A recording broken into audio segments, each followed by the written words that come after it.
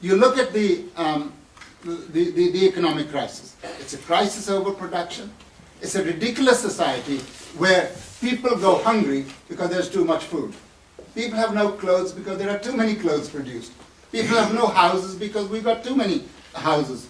There was a time, ladies and gentlemen, when people starved because there wasn't enough food.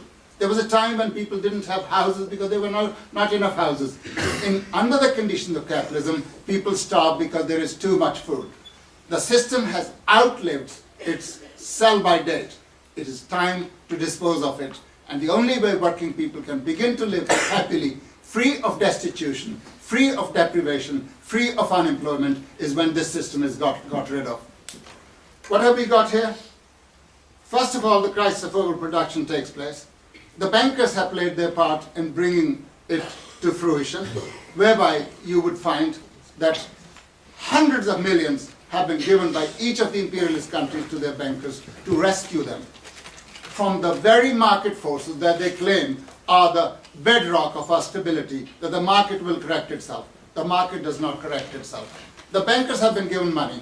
As a result of it, the states are nearing bankruptcy.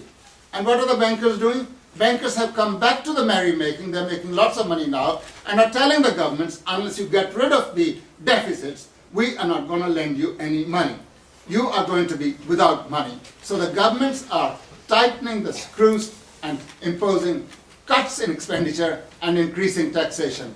And over the next 4 years, in Britain, 113 million is due to be taken out by the government through taxes and through imposition of cuts. And that means millions of people more will lose jobs on top of the 7.6% who are unemployed already.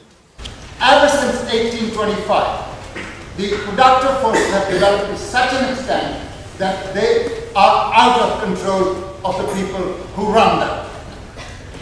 Capitalism has the capacity to produce as though there is no tomorrow. But at the same time, whatever is produced, huge amounts of it must go as a tribute to the owners of the means of production and distribution, which means working people are too poor to buy the things that are produced.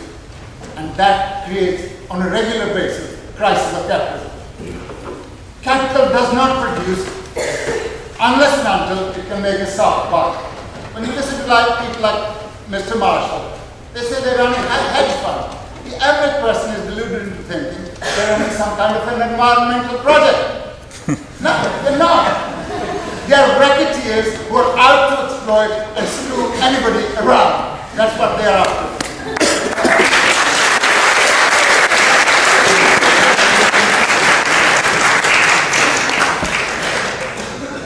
Under capitalism, the means of production cannot be used to produce unless and until they have first been converted into capital. Which means the capitalists must be able to make some money out of that. And if the working people are poor and they cannot buy the product produced by capitalism, then there is a crisis of capitalism.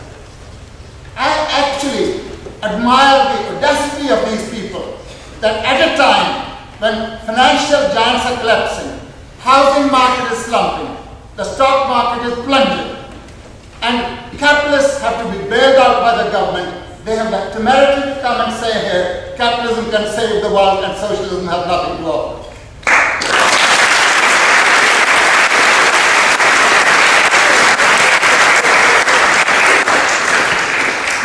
Do not talk to me about what benefits capitalism brings.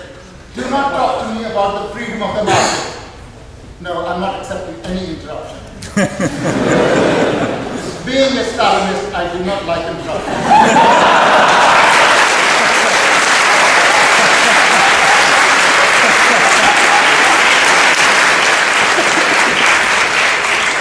You are telling me about the freedom of the market.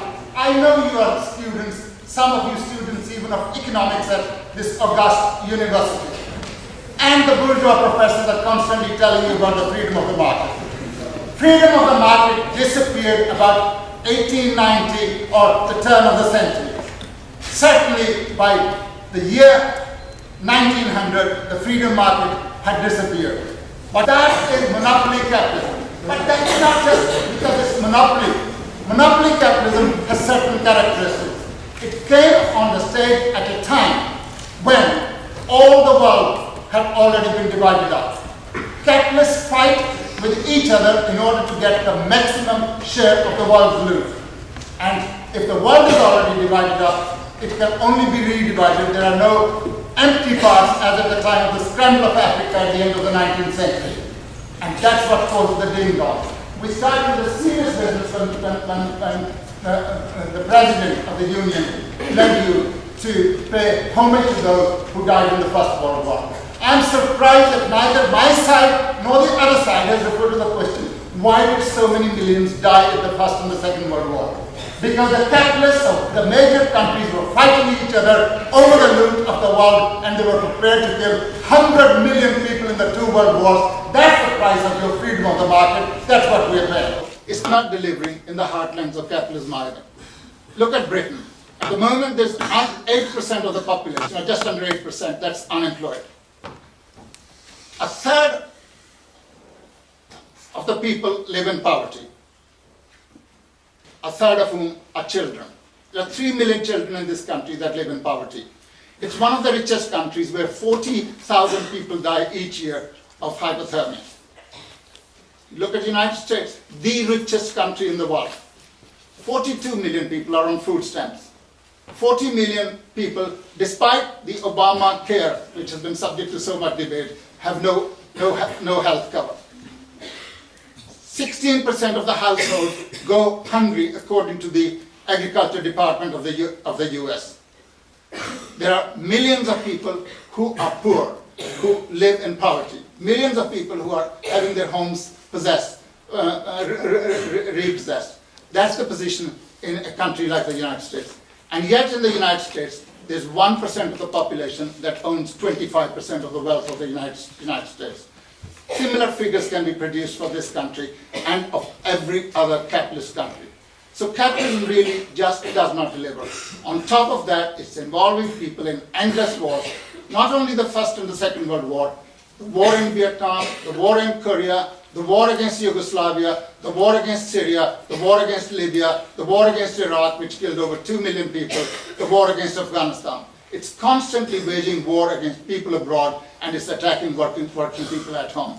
So I put it to you that capitalism is imposing too high a price.